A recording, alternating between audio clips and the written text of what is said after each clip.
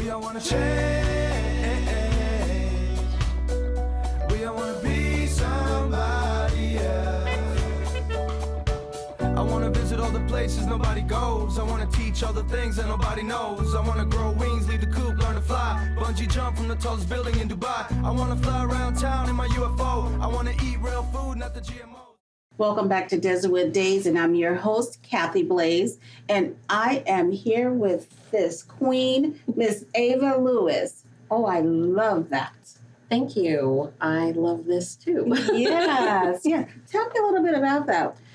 Well, this was specially made for me because I have such a great relationship with so many designers that they love to.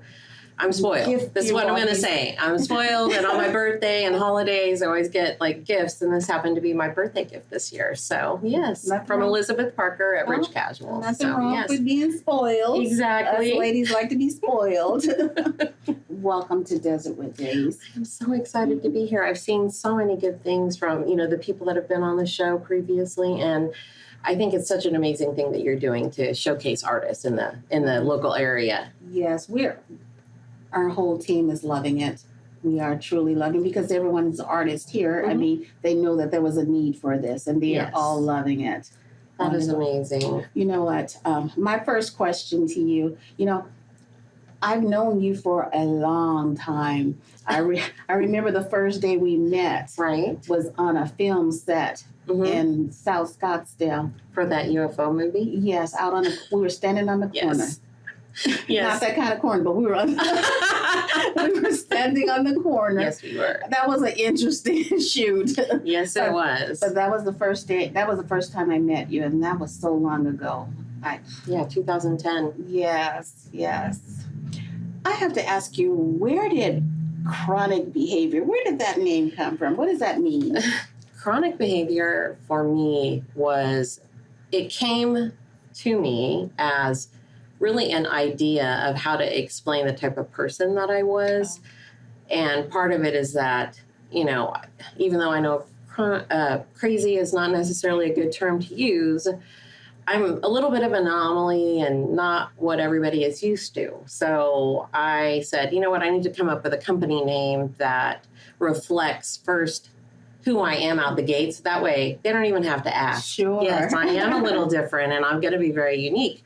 But for me, chronic behavior also means repeated excellence. I reduced it down to a description of 2 words because chronic is kind of that cycle of doing it over and over and over again. Right. And the behavior of excellence, I mean, who doesn't want to have excellence in everything that they do? So it made sense for me to do that. And then repeated excellence is how I explain it now because it just works with the organization that I've created. So, yes, so that's your organization. And what do you do at chronic behavior? So with chronic behavior, I designed it around my passions, which is film, fashion, arts, music, and entertainment, business consulting, personal consulting, my IT, and writing. Okay. Writing is foundational for me, and it's really been the gateway to everything that I do.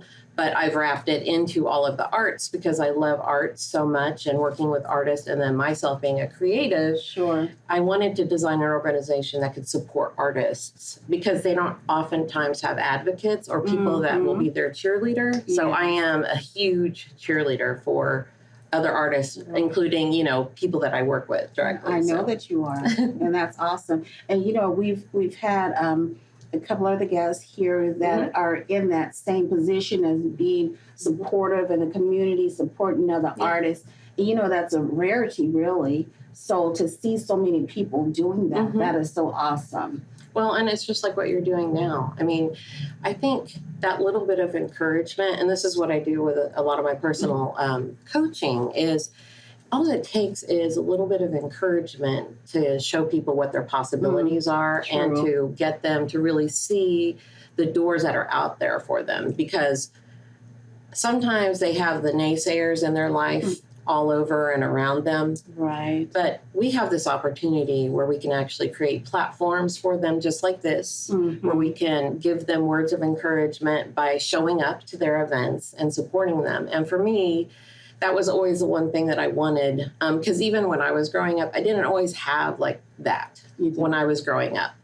And so I saw the need for that and how much of a difference it makes in people's lives when you just show up even. Sure. And so that's part of the reason why I did that, but also being able to work with others that are doing it. So yes, and you know what? You never know who needs that.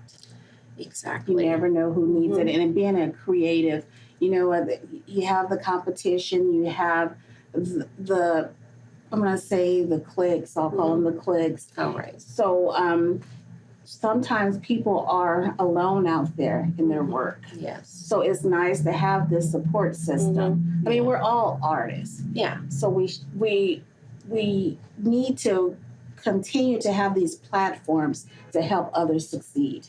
Yes, I absolutely 100% agree. There's never enough. You were an actress, then transitioned into filmmaking. What sparked that move? I think part of it has to do with the idea of telling a story and bringing them to life on screen. Okay. And with me, cinematography and lenses are super important in being able to capture images that can translate into the story and bring life to it. And I really love seeing what I see when I set up a scene and working with the actors and what they've been able to bring to the stories that I've created or that I've worked with, you know, and Daniel Blunk actually on a lot of the stories that he's written. It's being able to really translate that into something that's meaningful and then to capture that messaging. And as an artist, I use that as my canvas to paint on and tell the stories. Awesome. So, yeah. That is awesome. You've had some film festival recognitions for a couple of your films. Yes. How was that experience for you and your team? The Nail Tech Chronicles is the one that really started the wave of everything on film festivals. We weren't even going to submit it because we wanted to just put it out there. It's a comedy and it's 30 minutes. So it's technically like a sitcom length comedy.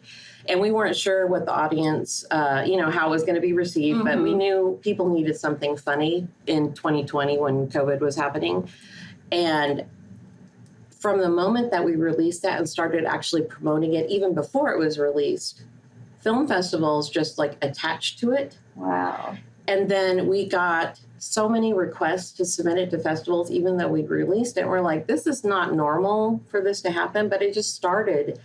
And I think for me, that experience was, as a filmmaker, it's a great experience to have the recognition. But after running another festival, seeing how it is to be actually in the cycle of festivals was a great experience as well. And then that other side of it. Exactly. Being on the other side, seeing how they treat you, what the communications are, and just that whole process. But I think we had 3 films that we ended up submitting into festivals last year, and we had 2 trifecta wins. We actually had a few more, but we had 2 major ones.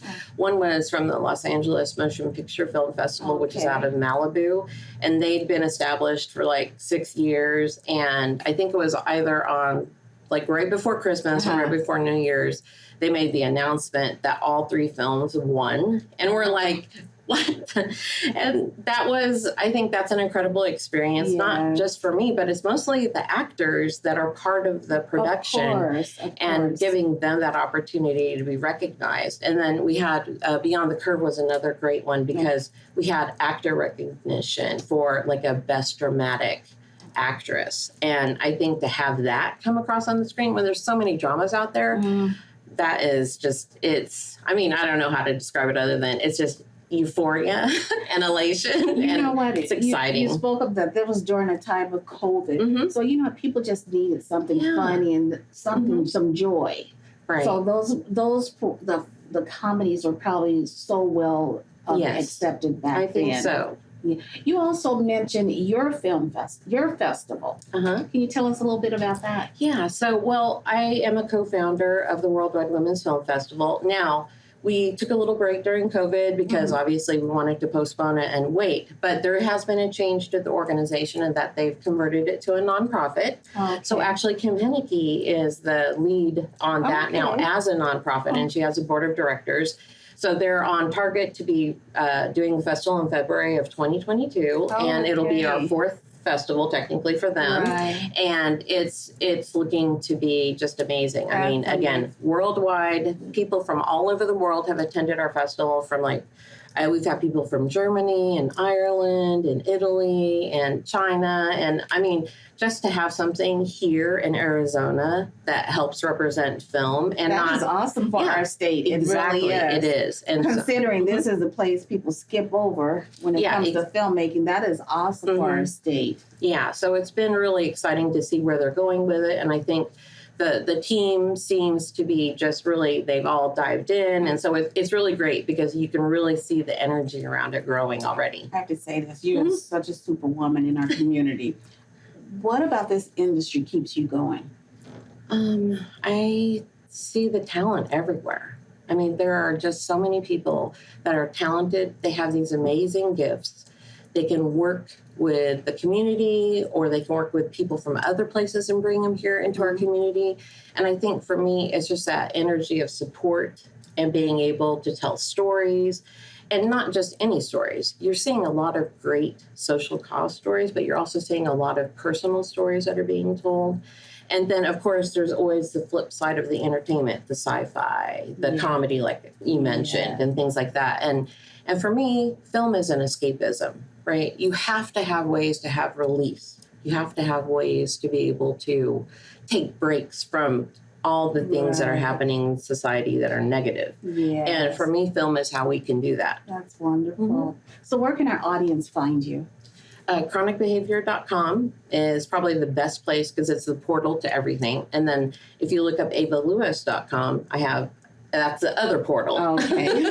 So everything is kind of, in my world, my logo is a triangle. Well, that's because once you get into the triangle, you don't get out. It's like the Bermuda, but a good one. Thank you for joining us today. It was such a pleasure. Thank you for having me. And I look forward to whatever's next for Chronic Behavior and Eva Louis. Thank you so much. Thank you for joining us today. That's the end of our show. And we look forward to seeing you next time.